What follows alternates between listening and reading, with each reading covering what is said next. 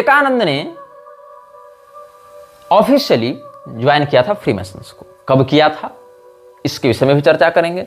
विवेकानंद स्वयं गौमांस खाता था और पूर्व काल के हिंदू ब्राह्मण अतिथि को गौमांस से सत्कार किया जाता था, ऐसा दावा भी करता था। इसका क्या प्रमाण है, मेरे इस बयान के पीछे क्या रेफरेंस है, ये हम आगे बताएंगे। आदि शंकराचार्य, रामानुजाचार्य जी, ये सब संकुचित हृदय वाले पोंगा पंडित थे। ये कौन कहता था? तुम्हारा लाडला प्याला नरेंद्र दत्त उर्फ विवेकानंद। इसका भी रेफरेंस आगे देंगे। भगवान वेदव्यास और ब्राह्मण ऋषियों की बुद्धि मंद बुद्धि थी। उन्होंने भ्रांति, त्रुटि और द्वेष से भरे हुए विचार के कारण स्मृतियों और पुराणों की रचना की। ये किसका बयान है? विवेकानंद का बयान है। इसका भी रेफरेंस आगे देंगे। मैक्स मूलर जो है, मॉडर्न प्रोफेसर बनने के लिए जो मोनियर विलियम्स से भिड़ा था, मॉडर्न प्रोफेसर पर भी हम इस विषय में आगे चर्चा करेंगे। तो मैक्स मूलर वेदांतियों का भी वेदांती है, वेदांत के वास्तविक मर्म को जानने वाला है। उसको देखकर ब्रह्मर्षि वशिष्ठ का स्मरण हमें हो आता है। ये किसने कहा था?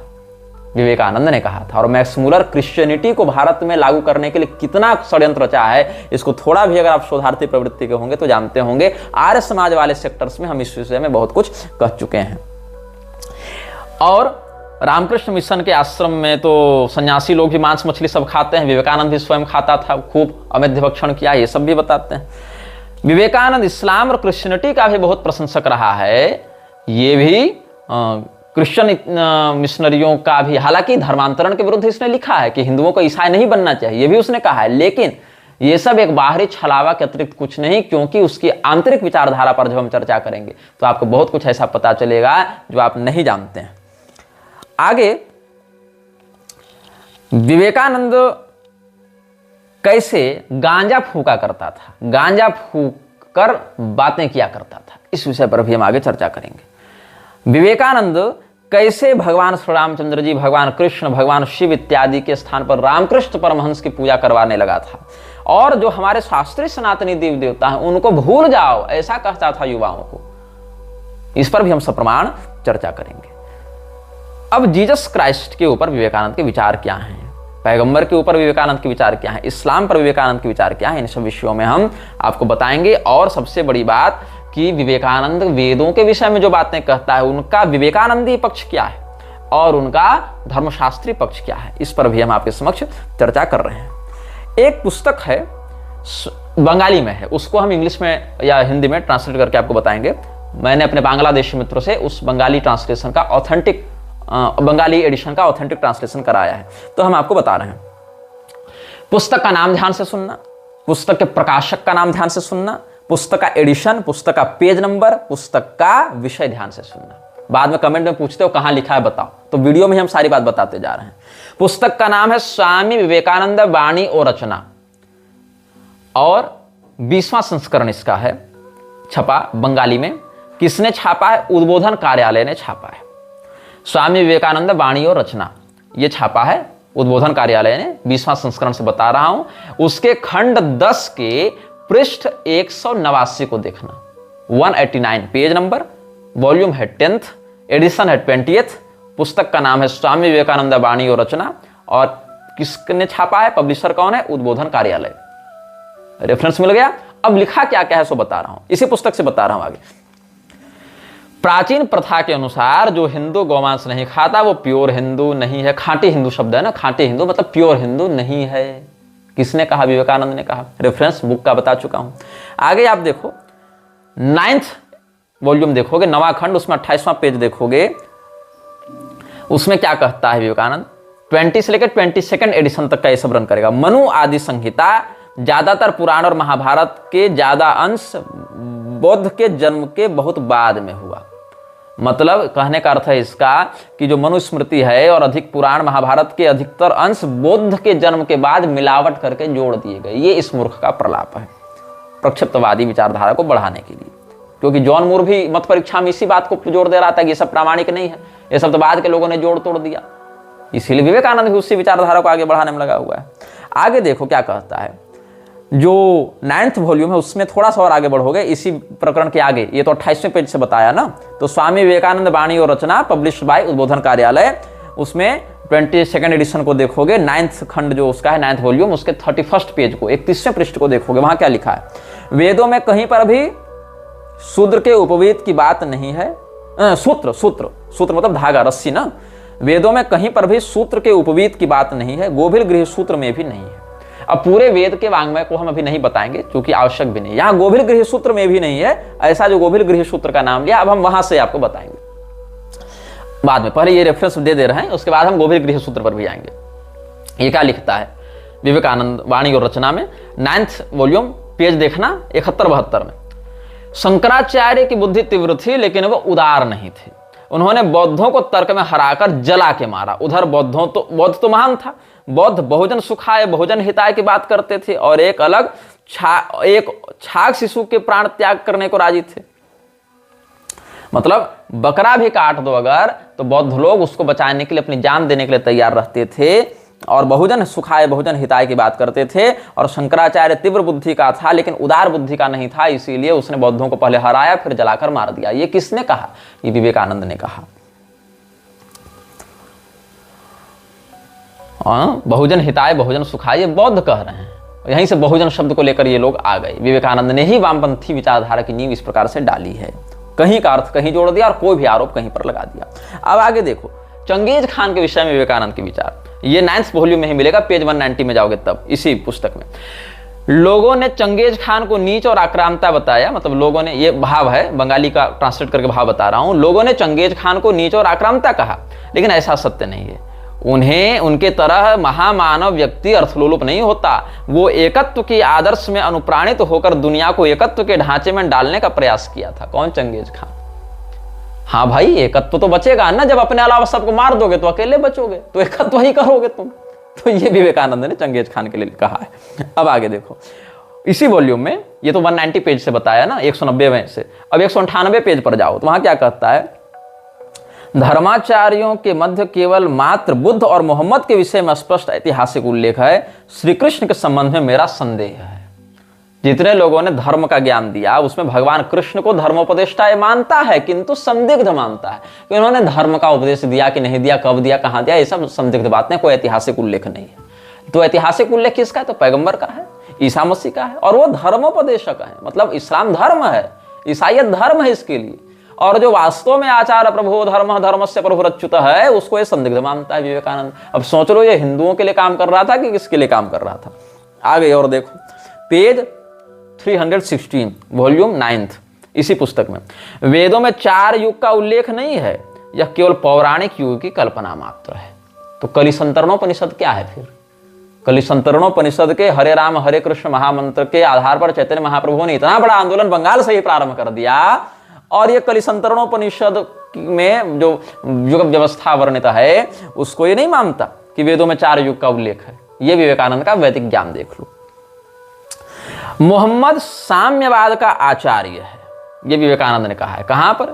8th वॉल्यूम में पेज 194 देखना। स्वामी विवेकानंदेर वाणी और रचना, बंगाली एडिशन है, पब्लिश्ड बाय उद्बोधन कार्यालय।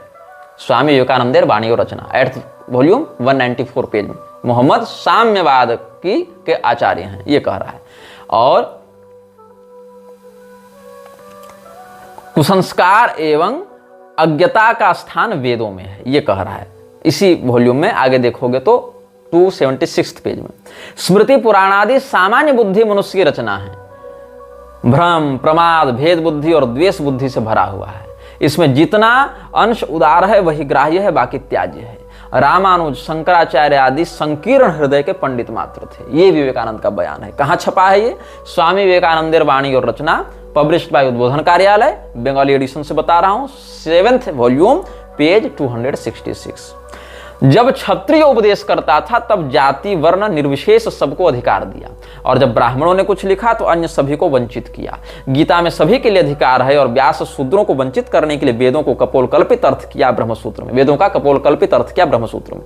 ये स्वामी विवेकानंद ने लिखा है, बताया है। मतलब ये बात कहां छपी है? स्वामी विवेकानंदेर वाणी और रचना में 6th वॉल्यूम में देखना, पेज 314-315 में उद्बोधन कार्यालय ने छापा है।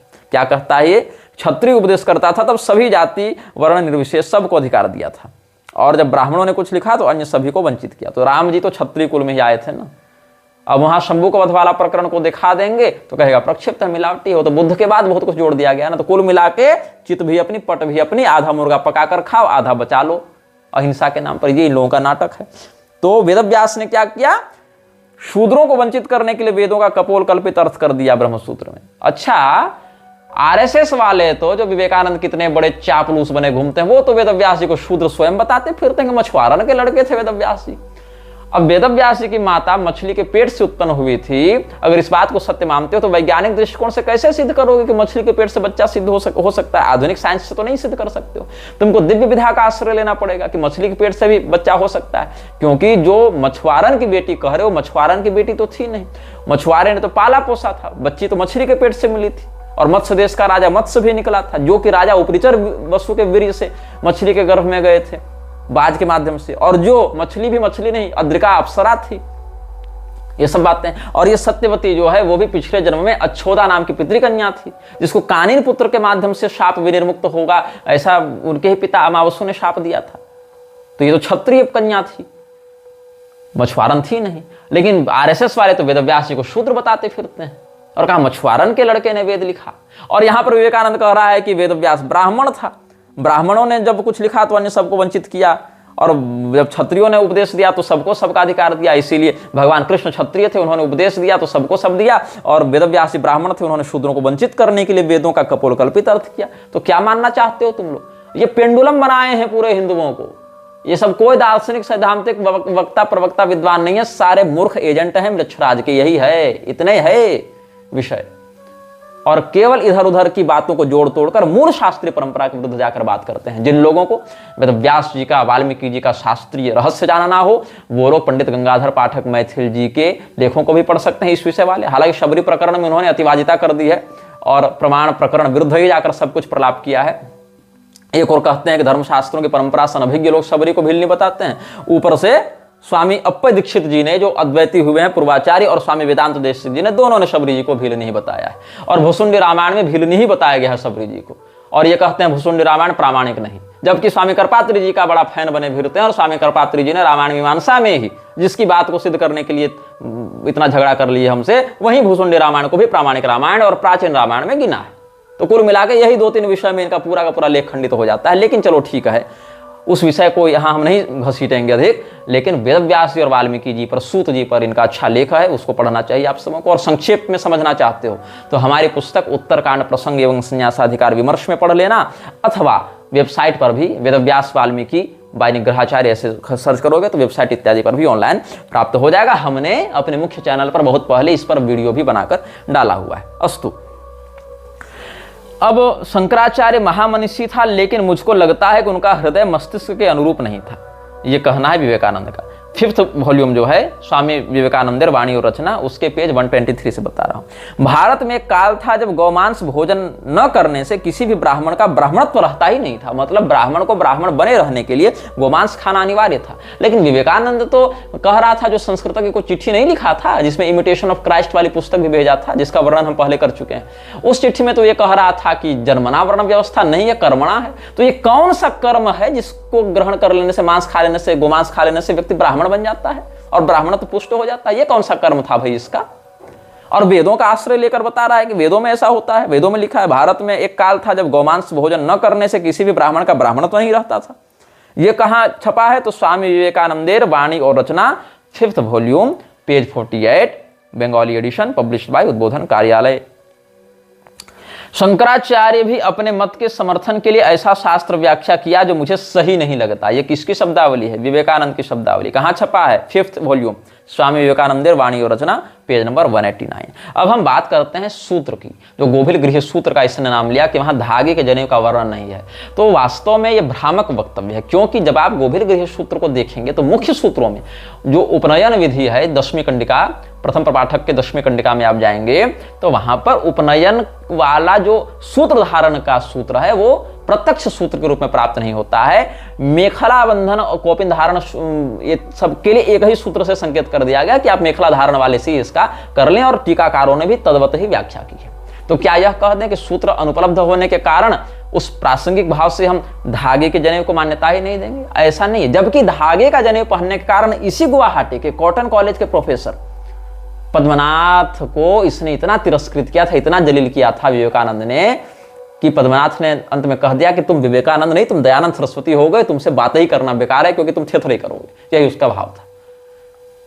तो सूत्र वाले यज्ञोपवीत के प्रति क्या घृणा थी विवेकानंद की, उसने कह दिया कि अरे तू तो ये क्या जनेऊ टांगा है धागे वाला, ये तो फारसियों सुधार लिया है क्या तुमने। तो उसने कहा, पद्मनाथ ने कहा कि नहीं नहीं, ये तो मेरा यज्ञोपवीत संस्कार हुआ था, मंत्र पढ़ा गया था। क्या मंत्र पढ़ा था? यज्ञोपवीतम परमम पवित्रम पढ़ा। अरे तो ये तो वेद में लिखा ही नहीं। बोले देखो लिखा है। तो अरे बाद में एडिट कर दिया, किसी ने प्रक्षिप्त कर दिया, मिला दिया। ये थेथराई थी विवेकानंद की। तो ये विवेकानंद वाला जो ज्ञान है, उस ज्ञान का हम पोस्टमार्टम करेंगे, इसके अविवेक को दिखाएंगे। विवेकानंद के अविवेक को श्री भागवतानंद दिखाएंगे। क्या कहेंगे? तो गोभिर गृह सूत्र का उपनयन प्रकरण जाने से पहले इसको 9 कंडिका पार करनी पड़ी होगी। अरे भैया पहले कंडिका का दूसरा सूत्र पढ़ लेते, पन्ना पलटने के जस्ट बाद वही सूत्र मिलेगा। सूत्र क्या है? पहले प्रपाठक के प्रथम कंडिका का दूसरा सूत्र है यज्ञोपवीतिना चांतोदकेन कृत्यम। यज्ञोपवीत को धारण करके याचमन इत्यादि को संपादित करके फिर आगे के कृत्य को करना है। तो यज्ञोपवीति व्यक्ति ही उस कृत्य को करेगा। तो ऐसा नहीं कि यज्ञोपवीत बाजार से खरीद कर टांग लिए, ऐसा नहीं है। उपनीतम उपवीतम ब्रह्मसूत्रम यथावद विहितम यस्यास्ति स यज्ञोपवीति। शास्त्रीय परंपरा से जिस प्रकार का यज्ञोपवीत संस्कार वर्णित है, उपनयन संस्कार वर्णित है, वैसे ब्रह्मसूत्र को यथावद विहित मार्ग से धारण करने वाला यज्ञोपवीति है। तेन यज्ञोपवीतिना उपवीतम ब्रह्मसूत्रम यथावद विहितम यस्यास्ति स यज्ञोपवीति तेन यज्ञोपवीतिना। इसके बाद दूसरे प्रपाठक के पहले सूत्र, प्रथम प्रपाठक के दूसरी कंडिका के प्रथम सूत्र को देखेंगे तो क्या कहते हैं? यज्ञोपवीतम कुरुते सूत्रम वस्त्रम वापि वा कुशरज्जुमेव। यज्ञोपवीतम कुरुते सूत्रम, इसी सूत्र से खंडित हो जाता है विवेकानंद का प्रलाप। गोभिल गृह सूत्र से ही प्रमाण दे रहा हूं। क्या विवेकानंद ने विवेक दिखाया? समझ में बात नहीं आती। तो मनुस्मृति का वचन है कार्पासम पवीतम स्याद् विप्रस्योर्ध्वृतम त्रिवित क्षणसूत्रमयम राज्ञो वैश्यस्याविक सौत्रिकम। कपास के धागे से बने हुए सूत्र का ब्राह्मण प्रयोग करे और शन से, सन होते हैं ना, सन एक प्रकार की घास होती है, पौधा होता है, उससे रेशा निकलते हैं, उस रेशा से धागे बनते हैं। तो सन से बने यज्ञोपवीत को क्षत्रिय और भेड़ के बाल से मतलब ऊनी यज्ञोपवीत को धारण कौन करे? वैश्य। मतलब वैश्य जब जनेऊ धारण करेगा तो ऊनी यज्ञोपवीत धारण करेगा, ऊन से बने हुए, और सन से बने हुए को क्षत्रिय और सूती यज्ञोपवीत को धारण करेगा कौन? ब्राह्मण। लेकिन वस्त्रों के लिए भी ये सब बातें बताई गई हैं, किंतु अभाव में कार्पास समूह के लिए प्रयुक्त हो जाता है। यह भी एक शास्त्रीय पक्ष प्राप्त होता है। और इसको धारण करने का क्या विधान है? तो देव कार्य और पितृ कार्य में अलग अलग है। देव कार्य में बाएं कंधे में यज्ञोपवीत रहता है और पितृकार्य में दाएं कंधे में यज्ञोपवीत रहता है। इसको आगे के सूत्रों में स्पष्ट करते हैं। दक्षिणम बाहुमें धृत्य शिरोवधाय सव्यंशे प्रतिष्ठापयति दक्षिणम कक्षमवलंबम भवत्येवं यज्ञोपवीति भवति। दाहिने हाथ को उठाकर माथा में लपेटते हुए बाएं कंधे की ओर स्थापित करके उसको नीचे जो टांग ले, वह दक्षिण कांख से नीचे तक लटकाते हुए पहना जाता है। बाएं कंधे पर प्रतिष्ठित करके दाहिने कांख की ओर से जिसको गिराया जाता है वह यज्ञोपवीति कहलाता है। और सव्यम बाहुमुद्धृत्य, बाएं हाथ को उठाकर शिरोवधाय, माथे के माध्यम से फिर दक्षिण से प्रतिष्ठापयति, दाहिने कंधे पर रखता है। और सव्यम कक्षमन्मवलंबम भवत्येवं प्राचीनावीति भवति। और फिर बाएं कांख की ओर से नीचे उसको गिराता है तो वह प्राचीनावीति कहलाता है। और पितृयज्ञ में मतलब जो श्राद्ध कर्मादि हैं उन सबों में पितृयज्ञ तेवं प्राचीनावीति भवति। ये गोभिल गृह सूत्र का मत है। तो ये कैसा विवेकानंद था, कैसा विवेक था जो वेदों के नाम पर इतने बड़े बड़े दावा करता था। और वहीं गोभिल गृह सूत्र से हमने 3-3 सूत्र यही दिखा दिए जो प्रारंभिक सूत्र ही हैं। वहां तक जाने की आपको आवश्यकता ही नहीं इतना समझने के लिए। तो इस प्रकार से हमने आपके समक्ष यह दिखाया कि इतना बड़ा भी विद्वान नहीं था जितना इसको बताया जाता है। और हमारे धर्मशास्त्र के प्राचीन आचार्यों के प्रति इस व्यक्ति की क्या विचारधारा थी आप समझ सकते हैं। विवेकानंद को उसकी अद्भुत कुशाग्रता के कारण, उसकी फोटोजेनिक मेमोरी के कारण याद किया जाता है कि विवेकानंद ने एक बार अगर कोई पन्ना देख लिया तो उसको याद हो गया, पढ़ लिया। अब देखो, विवेकानंद मर गया था 39 साल की उम्र में, एट द एज ऑफ 39 ही died and died due to multiple functional disorders. उसके जो बहुत से अंग थे वो काम करना बंद कर चुके थे, जो ऑर्गनल फंक्शंस हैं वो काम करना बंद कर चुके थे। विवेकानंद खूब मांस खाता था, खूब गांजा फूकता था और विविध प्रकार के रोगों से ग्रस्त था। ये प्रामाणिक बात कह रहा हूं, कोई सुनी सुनाई बात नहीं कह रहा हूं। कहां से कह रहा हूं इसका रेफरेंस भी दूंगा, तुम बस अनुभाग देखते जाओ। अब क्या है, विवेकानंद के विषय में कहते हैं अमोंग एजमैन, ये सब में भी आपको ये सब प्रमाण मिल जाएंगे। तो विवेकानंद जिसको अति कुशाग्र व्यक्ति के रूप में प्रचारित किया जाता है कि विवेकानंद ने एक बार जो पन्ना पढ़ लिया, वो फोटोजेनिक मेमोरी थी उसकी, याद हो गया पूरा पन्ना उसको, ऐसे व्यक्ति का अगर आप रिपोर्ट कार्ड देखें तो यूनिवर्सिटी एंट्रेंस लेवल एग्जामिनेशन में इसने 47% मार्क्स प्राप्त किए थे। 47 जो FA एग्जाम था जिसको बाद में बदलकर इंटरमीडिएट कर दिया गया था, उसमें 46% आए थे। मतलब आज की परिभाषा में कहें तो 10वीं 12वीं और स्नातक ग्रेजुएशन, तो इसके 47%, 46% और ग्रेजुएशन में आए 56%।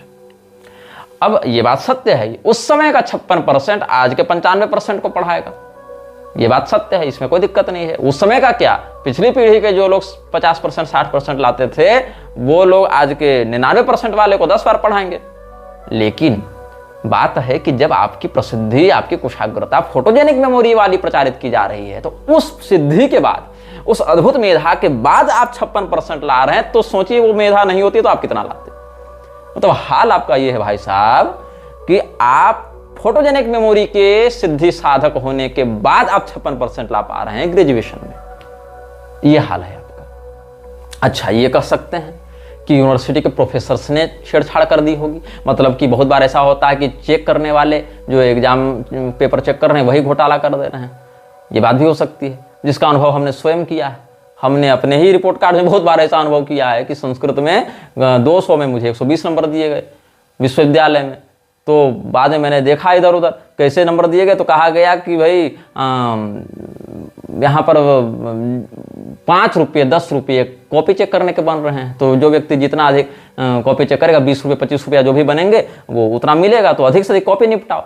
और चूंकि संस्कृत का मैं इकलौता छात्र था अपने महाविद्यालय में, तो दूसरा को पढ़ने वाला था नहीं, डिग्री के लिए ऐसे ही जानने के लिए क्या आधुनिक शिक्षा व्यवस्था में चल रही है। हालांकि वहां से कुछ पढ़ना था नहीं, पहले ही दिन मुझे अपने संस्कृत प्रोफेसर से झगड़ा हो गया था। आयुष सत्य बल आरोग्य सुख प्रीति वर्धना, जो गीता के 17वें अध्याय का श्लोक है, उसी श्लोक की व्याख्या में झगड़ा हो गया था। तो उसके बाद हमने क्लास भी अटेंड नहीं किया था, बस परीक्षा देने जाते थे। एक तो इसी वेशभूषा में कॉलेज जाना था, तो उसके लिए भी थोड़ा सा लोगों की नज़र में चढ़े हुए रहते थे।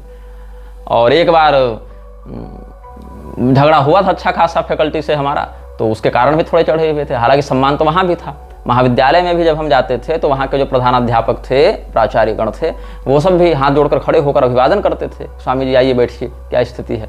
तो विश्वविद्यालय में कुलपति इत्यादि भी सम्मान से ही व्यवहार करते थे। किंतु शैक्षणिक स्तर की बात करें तो वहां पर थोड़ी पता है कि किसने एग्जाम लिखा है, क्या लिखा है। तो हम ये बता रहे थे कि ऐसा होता है कई बार, और आधुनिक शिक्षा व्यवस्था में भी ऐसे आपको कई घोटाले देखने को मिल जाएंगे, बहुत से वीडियो भी लीक होते रहते हैं, अस्तु कोई बात नहीं।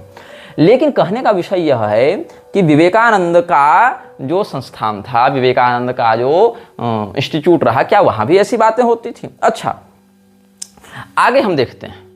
1890 की बात है, 22 जनवरी 1890 ईस्वी में दयानंद गाजीपुर पहुंचा, जो कि यूपी का पूर्वी भाग था उस समय, और वहां पर एक बहुत बड़े साधक रहते थे, पवहारी बाबा।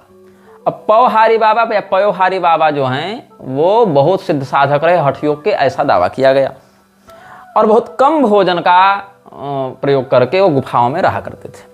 4 फरवरी को, ये 22 जनवरी की बात से उसको पता चला विवेकानंद को बाबा जी के बारे में, और 4 फरवरी को एक चिट्ठी लिखी है प्रमददास मित्रा को, किसने, विवेकानंद ने, और उसने कहा कि हम ऐसे महापुरुषों से मिले और हम इनसे दीक्षा लेना चाहते हैं और हम इनसे दीक्षा लेंगे। हालांकि इस समय रामकृष्ण परमहंस का परलोक गमन हो चुका था।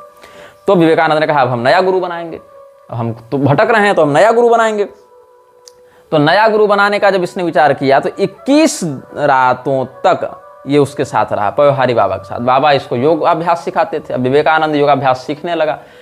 21 रात के बाद ये कहता है कि नहीं नहीं, हम तुमसे दीक्षा न लेंगे, हम तुमसे योग नहीं सीखेंगे। क्यों नहीं सीखेंगे? तो हमारे गुरुजी रामकृष्ण परमहंस सपने में आकर बड़े उदास दिखे और कुछ कह नहीं रहे थे, बस हम उनको बड़ी उदास मुद्रा में देखे हैं, इसीलिए हमको आपसे दीक्षा लेने का मन नहीं है। हमको लगता है मेरे गुरुजी नहीं चाहते कि हम आपसे दीक्षा लें।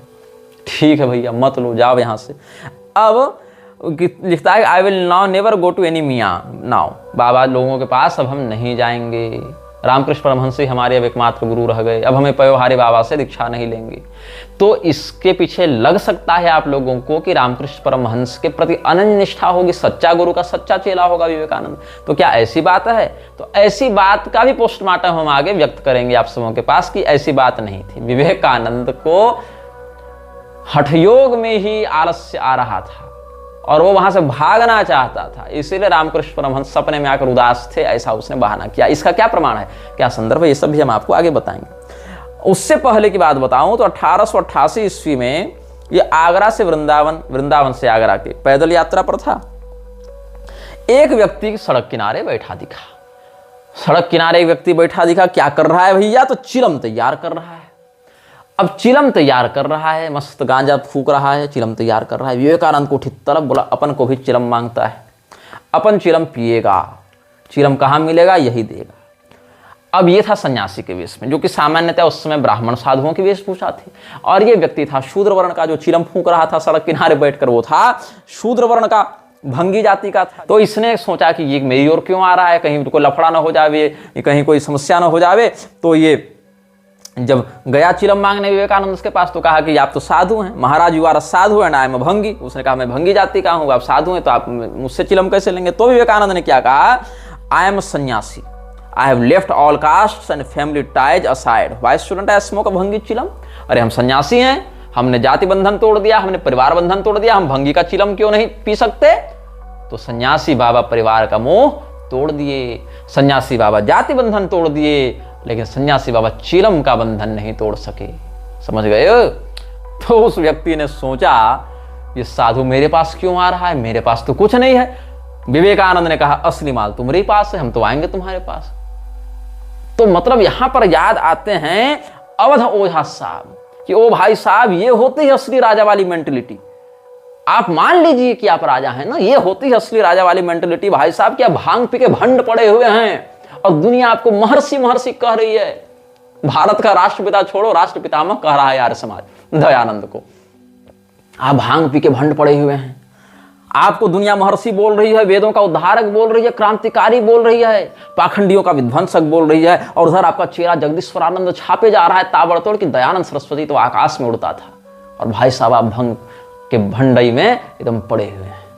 ये होती है साहब असली राजा वाली मेंटलिटी। इधर आप विवेकानंद हैं, नरेंद्र दत्त हैं, आप उधर सड़क किनारे चिलम फूंक कर आप भी भंड पड़े हुए हैं, और दुनिया आपको युवाओं का आदर्श बता रही है, दुनिया आपको महान वेदांती हिंदू धर्म का प्रचारक बता रही है। आप एकदम गांजा के नशे में कह दे रहे हैं कि असली वेदांती तो मैक्स मूलर है, वेदांतियों का भी वेदांती मैक्स मूलर है, और शंकराचार्य तो पोंगा पंडित था, और दुनिया जय जयकार कर रही है, आह क्या क्रांतिकारी वक्ता हमें प्राप्त हुआ है।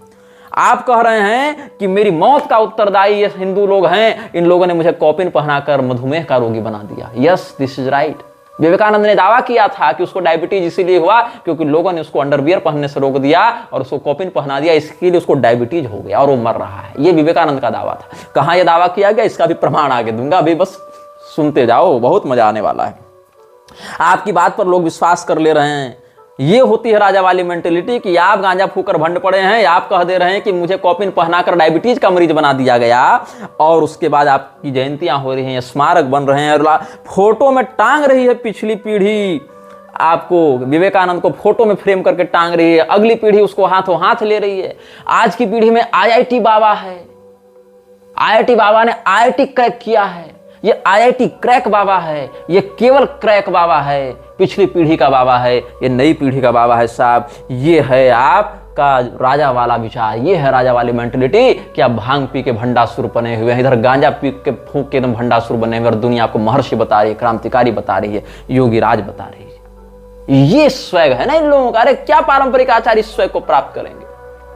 तो ये सब बातें जो विवेकानंद की हैं, ये सब कहां लिखी हैं, कैसे लिखी हैं, किसने लिखी हैं? विवेकानंद ने खुद लिखी हैं कि किसी उसके निकटवर्ती निवेदिता जैसे लोगों ने लिखी हैं? कहां कहा विवेकानंद ने? इन सब विषयों पर हम चर्चा कर रहे हैं। विवेकानंद के समकालीन अवस्था में फ्रीमेसन्स ने 4 लोगों को स्पॉन्सर किया था। पहला व्यक्ति था इस्लाम की ओर से खड़ा होने वाला मोहम्मद अब्दूह इस्लाम की ओर से खड़ा होने वाला व्यक्ति था। इन सभी लोगों के चित्र भी मैं सार्वजनिक करूंगा। ईसाइयत की ओर से खड़ा होने वाला था जॉफ्री फिशर, जो कैंटरबरी का आर्च बिशप भी था। ये क्रिश्चियनिटी की ओर से खड़ा हुआ था। जो जुडाइज्म यहूदियत का इजराइल ब्रॉडी था, वो चीफ रब्बी था उस समय, वो जुडाइज्म की ओर से फ्रीमेसन्स ने खड़ा किया था। एंड गेस व्हाट, हिंदुइज्म की ओर से सनातन धर्म की आड़ में कौन खड़ा किया गया था? Swami Vivekananda.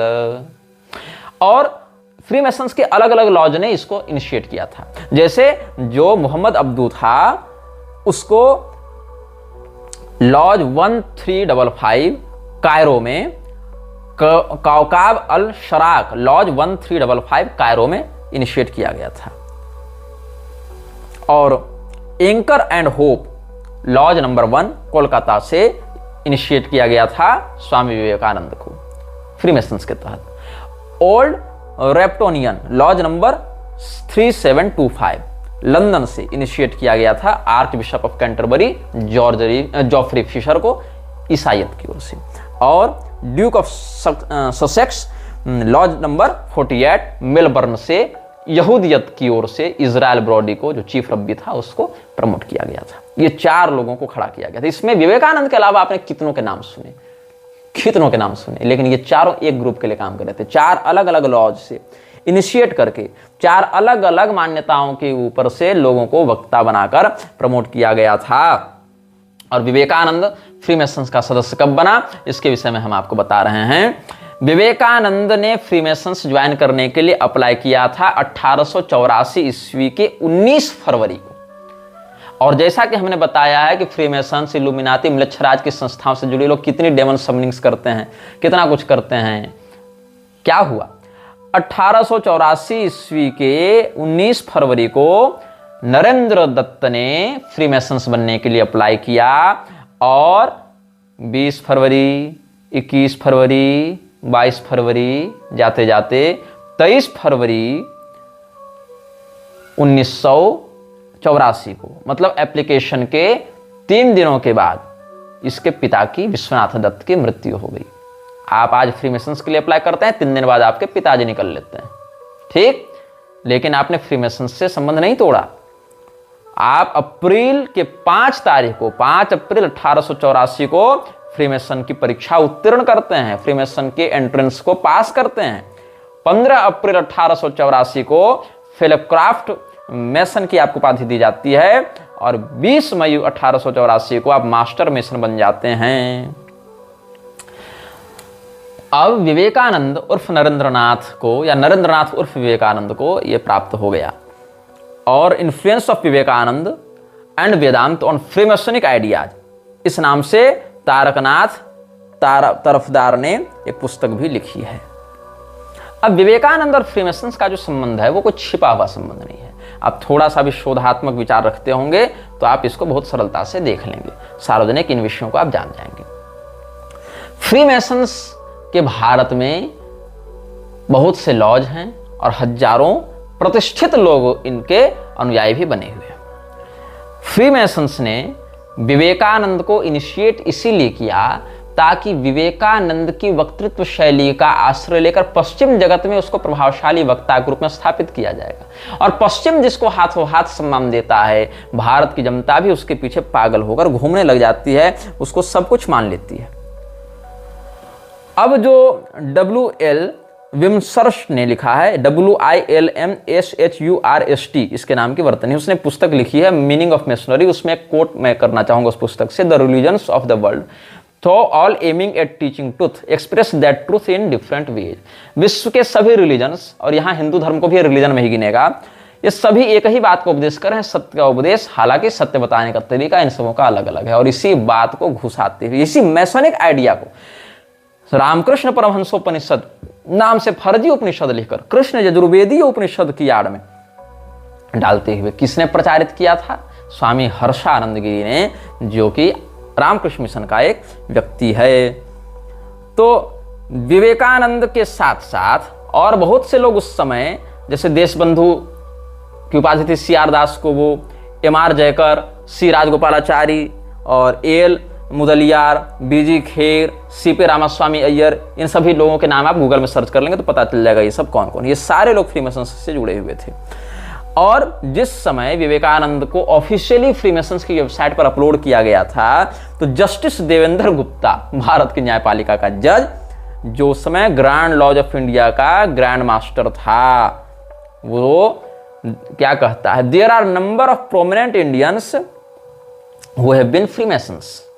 The most important and revered of all, of course, is Swami Vivekananda, who is known to us as brother Narendra Dutt.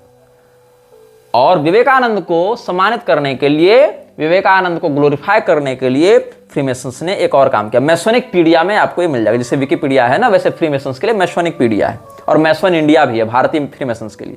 तो कन्याकुमारी लॉज विवेकानंद 254 ये 12 फरवरी 1985 ईस्वी को खोला गया, और नागपुर लॉज विवेकानंदा के नाम से खोला गया 2 अप्रैल 2010 को. और अब जाने कि नागपुर में ही आरएसएस का मुख्यालय है. आरएसएस की स्थापना करवाने के लिए गायकवाड़ फैमिली ने बहुत जोर दिया है, और आरएसएस विवेकानंद का बहुत बड़ा पैरोकार भी है.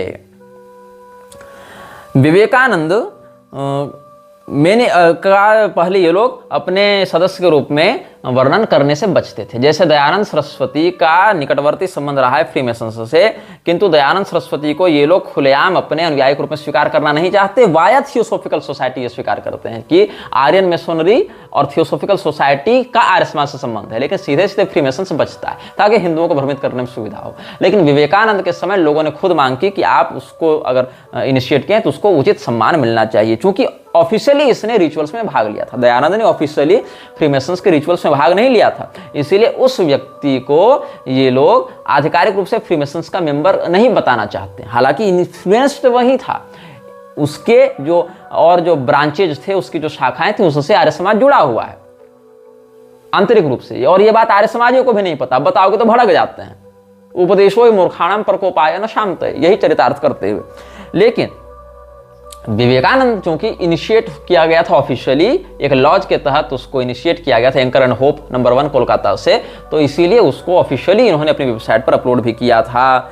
और many brethren has requested that write up about Swami Vivekananda as a Freemason should appear in our website. ये रेवरेंड ब्रदर, पवित्र सम्मानित ब्रदर आर रत्ना स्वामी ने, फ्रीमेसनिक ब्रदर कहते हैं लोगों को ना, ये सब आप लोग नहीं कहते हैं ब्रो कोड, ब्रदर कोड और हेलो ब्रदर, हाय ब्रो. ये ब्रो कहां से आया है? फ्रीमेसन टर्मोलॉजी है ब्रो कहना.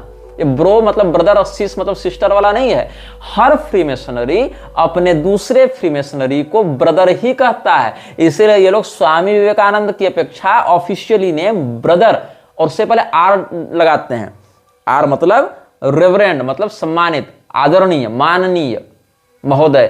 तो रेवरेंड ब्रदर नरेंद्रनाथ दत्त, तो R.ब्रो नरेंद्रनाथ दत्त, ऐसा ये लोग नाम लेते हैं फ्रीमेसन. ये फ्रीमेसन्स का रिचुअल्स का एक कस्टम है, ये उनकी परिपाटी है लोगों को ब्रदर कहना. तो ये जो ब्रो का जो है ना, ब्रो कोड और ब्रो हर बात में लगाने का, ये फ्रीमेसनरी ट्रेंड ही है जो तुम्हारे अंदर घुसा हुआ है.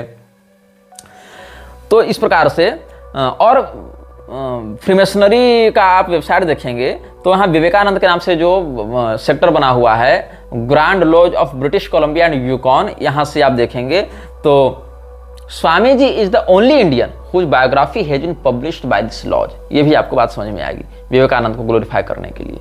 और विवेकानंद की प्रतिमाएं भी इन लोगों ने आधिकारिक रूप से लगवाई हैं, और ब्रो नरेंद्रनाथ दत्त इस नाम से ही उसको लिखा गया है. Artist perception of Swami Vivekananda as Freemason, और ऊपर नाम लिखा है ब्रो नरेंद्रनाथ दत्त, ब्रदर. मैंने आपको बताया ना, हालांकि रेवरेंड नहीं लिखा है, आर नहीं लगाया है, लेकिन ठीक है. ऊपर फ्रीमेसन्स का लोगो है, बीच में विवेकानंद की मूर्ति है, और नीचे लिखा गया है ब्रो नरेंद्रनाथ दत्त. ये विवेकानंद का वास्तविक इतिहास है. स्वामी विवेकानंद फ्रीमेसन्स बने हैं, इसका वर्णन कहां मिलेगा? The life of Swami Vivekananda volume 1, और उसका हिंदी अनुवाद देखें, युग नायक विवेकानंद वॉल्यूम 1 पेज 80 क्या कहता है. और वहां पर आप देखें तो लाइफ ऑफ स्वामी विवेकानंद के पेज 117 और 118 में मिलेगा. Eastern and western disciples return by his eastern and western disciples, यहां मिलेगा. क्या वर्णन है इस पुस्तक में कि 19 फरवरी 1884 ईस्वी को नरेंद्रनाथ दत्त ने Anchor and Hope lodge number 234 को ज्वाइन किया, जो कि Grand laws of India number 1 इस रैंकिंग के साथ चल रहा है, इस सीरियल के साथ चल रहा है, ज्वाइन किया. 3 दिन के बाद उसके पिता की मौत हो गई। वीसी बनर्जी और निमाय चंद्र बसु जो नरेंद्रनाथ दत्त के पिता विश्वनाथ दत्त के मित्र थे, उसमें वीसी बनर्जी तो पहले से फ्रीमेसन्स का सदस्य था, वही इस व्यक्ति को फ्रीमेसन्स में इनिशिएट करवाता है और इस लॉज के वे एक्टिव मेंबर्स भी थे। मतलब विवेकानंद के पिता के मित्रों ने ही विवेकानंद को घुसाया ब्रदर नरेंद्रनाथ दत्त के नाम से फ्रीमेसन्स में। After joining the Masonic Lodge, Narendranath Dutt passed their test on April 5, 1884 and was raised to the degree of Master Mason on May 20th of the same year। और यही कारण है कि इस घटना के 10 साल के बाद जब विवेकानंद शिकागो में कुछ समस्याओं का सामना कर रहा था तो जीसी कॉनर जो वहां फ्रीमेसनरी उच्चाधिकारी था, उसने शिकागो के फ्रीमेसन्स को निर्देश पत्र जारी किए थे कि विवेकानंद को किसी प्रकार की समस्या नहीं होनी चाहिए, विवेकानंद को हर प्रकार की सुविधा मुहैया कराई जाए। अच्छा, विवेकानंद कितना बड़ा झूठा था ये आप देखना जब इसने एक चिट्ठी लिखी है प्रोफेसर जॉन हेनरी राइट को।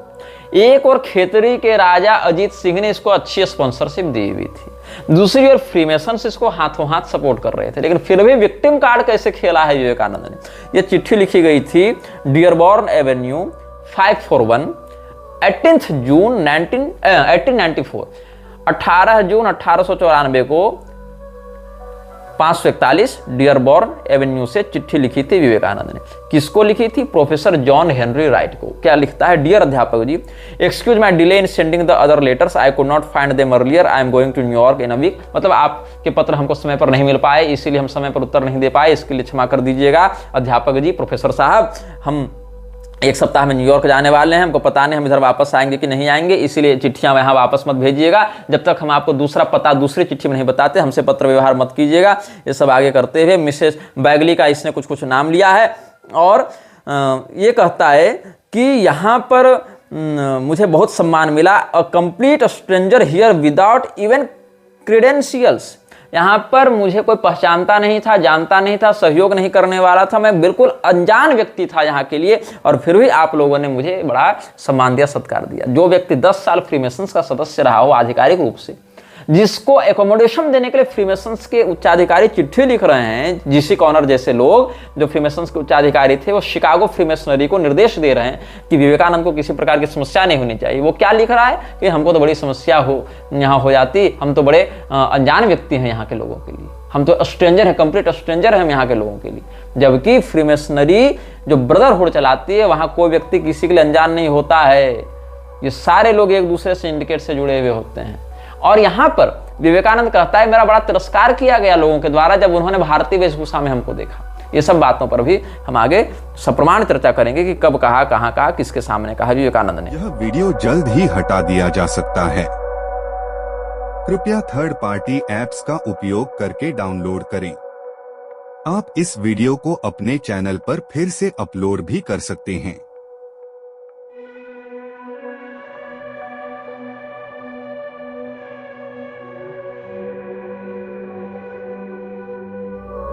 This video may get deleted soon. Please download using third-party apps. You may also re-upload this video on your channels. Thank you.